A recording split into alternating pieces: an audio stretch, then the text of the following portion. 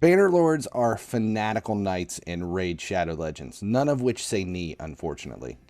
Who are you? We are the knights who say... Nee. No, not the knights who say nee.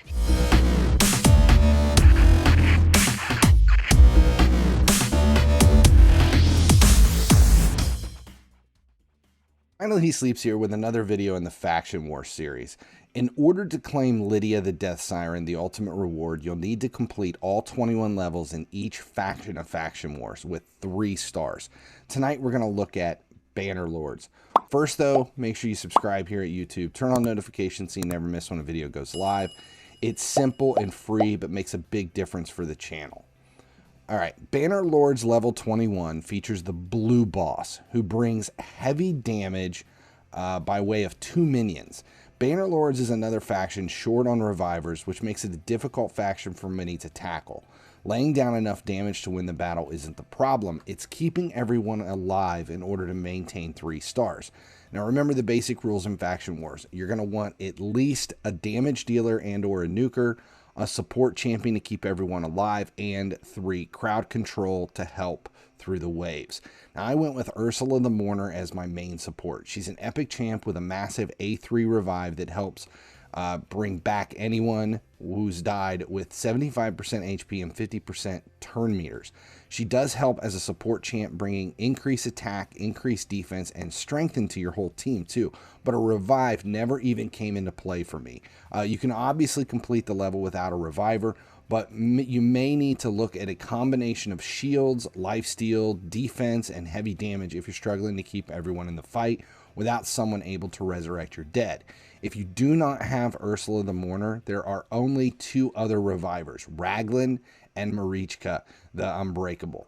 Without those 3, though, the Bannerlords is a faction full of support champs, so you shouldn't have a problem with keeping the squad alive as long as you build for resistance and defense and bring lots of healing power.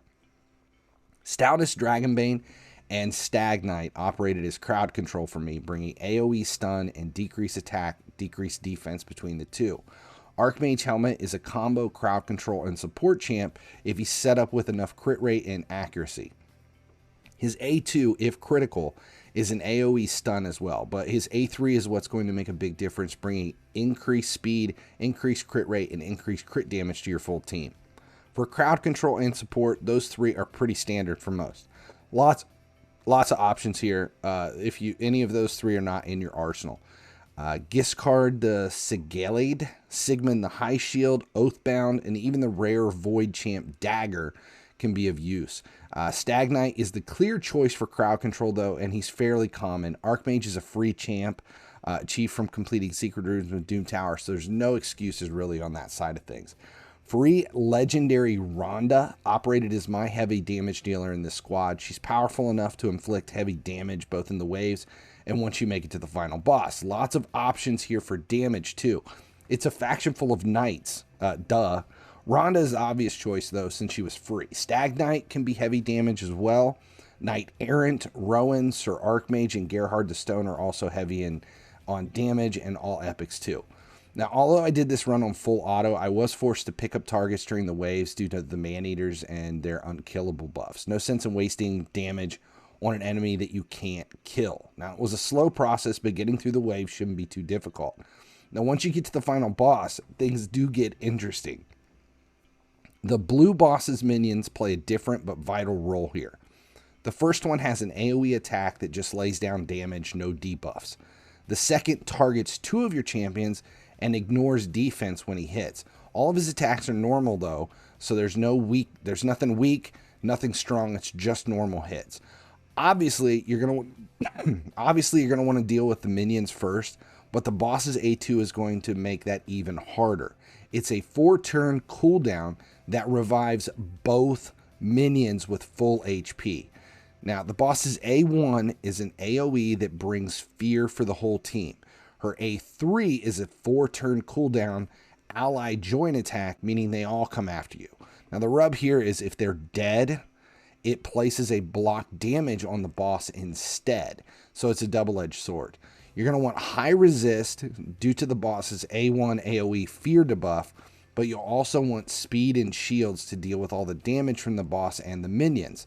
Now, another strategy here is to slow the minions down rather than kill them, which keeps the boss from reviving them with full HP and or getting a block damage debuff if it tries to send them in on an ally attack but finds them dead in the process. Crown control debuffs make a big difference. For me, I put all of my focus on the boss, targeted the boss on full auto, and let the AoE debuffs slow the minions down. It's not the quickest run, but for me it was the most effective. It's just a matter of patience. Now, there's other video that in the series that is kind of like a basic generic everything you need to do about all the factions. Make sure you check that out first before you actually come into any of the factions, because there's a lot of information in there that helps across all of the levels. That's level 21 in the Bannerlords broken down. If you have other factions, make sure you check out the whole series. All the links for the full series are below in the video description. If this video and information helped along the way toward your run on Lydia, please consider subscribing here on YouTube. It's a small gesture that goes a long way toward the growth of the channel. I'm Finally He Sleeps. Thanks for hanging out, and as always, as long as you keep watching, I'll keep making videos.